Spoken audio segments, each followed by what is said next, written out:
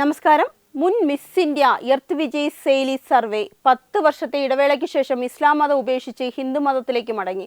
മഹാരാഷ്ട്രയിലെ പൂനെയിലുള്ള പിപ്രി ചിഞ്ചാട് സ്വദേശിയായ സെയ്ലി 10 വർഷം മുമ്പ് തന്റെ കുടുംബത്തിന്റെ ശക്തമായ എതിർപ്പുകൾ അവഗണിച്ചാണ് വ്യവസായിയായ ആതിഫ് തസ്സയുമായി പ്രണയത്തിലായതും വിവാഹം കഴിച്ചതും. പ്രണയത്തിനു വേണ്ടി തന്റെ കരിയറും കുടുംബ ബന്ധവും ഉപേക്ഷിക്കാൻ തയ്യാറായ സെയ്ലി ഈ വിവാഹം തന്റെ ജീവിതത്തിലെ ഏറ്റവും വലിയ തെറ്റായിരുന്നു എന്നാണ് ഇപ്പോൾ തുറന്നു പറയുന്നത്. വിവാഹത്തിന് ശേഷം തന്നെ നിർബന്ധിതമായി മതപരിവർത്തനത്തിന് വിധേയയാക്കിയതെന്നും പേര് അദേസ ടാസെ എന്ന് മാറ്റാൻ ശ്രമിച്ചുവെന്നും അവർ ആരോപിക്കുന്നു. ലവ് ജിഹാദിന്റെ ഇരയാണെന്നും താൻ ഇസ്ലാം മതത്തിലേക്ക് മാറിയതാണെന്നുമാണ് സെയ്ലി വെളിപ്പെടുത്തുന്നത്. ആതിഫുമായുള്ള ദാമ്പത്യ ജീവിതത്തിന്റെ ആദ്യ നാളുകളിൽ കാര്യങ്ങൾ സാധാരണ നിലയിലായിരുന്നുവെങ്കിലും പിന്നീട് ആതിഫിന്റെ പെരുമാറ്റത്തിൽ വലിയ മാറ്റങ്ങൾ വന്നതായി സെയ്ലി പറയുന്നു.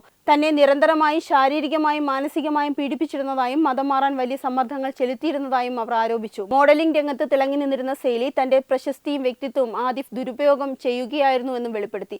ഈ ദമ്പതികൾക്ക് 4 കുട്ടികളുണ്ട്. ആതിഫിന്റെ പീഡനങ്ങൾ സഹിക്കവയ്യാതെ വന്നപ്പോഴും മക്കളുടെ ഭാവി ഓർത്താണ് താൻ ഇത്രയും കാലം എല്ലാം ക്ഷമിച്ച് ആ വീട്ടിൽ കഴിഞ്ഞതെന്നാണ് സെയ്ലി വേദനയോടെ പങ്കുവച്ചത്. തന്റെ ജീവിതം നരകതുല്യമായിരുന്നുവെന്നും നീതിക്ക് വേണ്ടി പലതവണ പോലീസിനെ സമീപിച്ചുവെങ്കിലും കൃത്യസമയത്ത് സഹായമോ നീതിയോ ലഭിച്ചില്ല എന്നും അവർ കുറ്റപ്പെടുത്തി.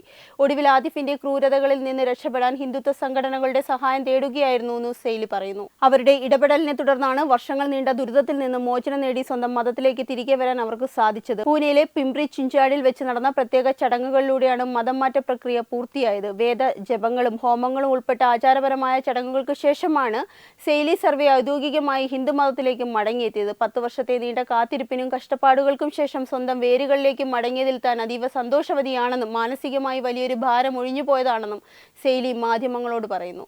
നിർബന്ധിത മതപരിവർത്തനത്തിന്റെയും ഭർത്താവിന്റെ പീഡനങ്ങൾക്കെതിരെയും നിയമ പോരാട്ടം തുടരാനാണ് സെയ്ലിയുടെ തീരുമാനം. വെബ് ഡെസ്ക് തത്തുമൈ TV.